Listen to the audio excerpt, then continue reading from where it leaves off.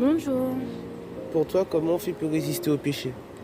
Pour résister au péché, il faut prier. Il faut combattre avec les armes que le Seigneur nous a données. Et il faut s'éloigner de tout ce qui peut nous faire tomber, de tout ce qui est source de péché. Il faut s'éloigner du mal, il faut s'éloigner des mauvaises fréquentations. Et il faut obéir à la parole, lire la parole, prier. Voilà, la prière, c'est la clé de tout. Parce qu'il y a des personnes qui disent que Jésus, il pardonne nos péchés passés, nos péchés présents et nos péchés futurs. Donc, est-ce que ça veut dire qu'on a le droit de pécher? Non, on n'a pas le droit de pécher. C'est vrai que le Seigneur, la Bible dit que nous sommes tous pécheurs, mais une fois qu'on a accepté le Seigneur dans nos vies et qu'on a la connaissance de la vérité, on ne peut pas pécher. On doit être irréprochable.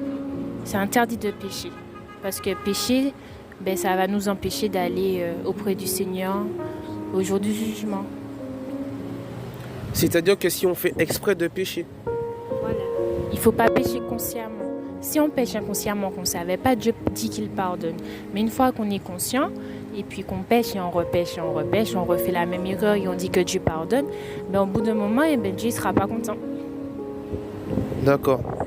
Et est-ce que tu auras un message pour quelqu'un qui tombe constamment dans le même péché? Est-ce que tu auras un conseil à donner pour tous ceux qui ont des combats face au péché? Je parle par exemple des futurs mariés qui sont dans la voie du mariage. Est-ce que tu auras un conseil vraiment concret à donner? Alors moi, le conseil que je pourrais donner, c'est de se confier au Seigneur. Il ne faut pas croire qu'on est seul et que Dieu nous a oubliés. Au contraire, Dieu veut qu'on se confie en lui.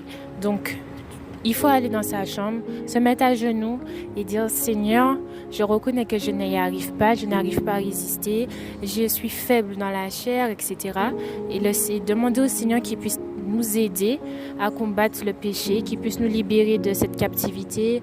Il faut se dépouiller aussi de toutes les œuvres des ténèbres. Et il faut aussi, prier tous les jours, chercher la parole de Dieu tous les jours, se nourrir de la parole tous les jours.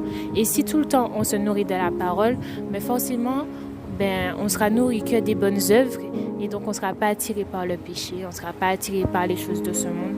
Et vraiment, il faut toujours mettre Dieu à la première place dans sa vie. Et quand on met Dieu à la première place, il nous éloigne de toutes les mauvaises ondes, de tout ce qui pourrait nous empêcher d'avancer dans notre marche chrétienne. Amen. Tout ce que tu dis, ça me parle à moi-même et je pense que quand je vais réécouter la vidéo, je vais mettre tout ça en pratique. Donc pour récapituler, tu as dit, il faut se confier à Dieu, il ne faut pas hésiter à se mettre à genoux, à prier Dieu. Oui. Eh bien, frères et sœurs, c'est un conseil à appliquer. Donc tu t'appelles Magali. et tu as une chaîne YouTube qui s'appelle Magali Murad. Et tu fais quoi sur cette chaîne YouTube-là? Je fais du piano. D'accord, donc n'hésitez pas à aller voir sa chaîne YouTube.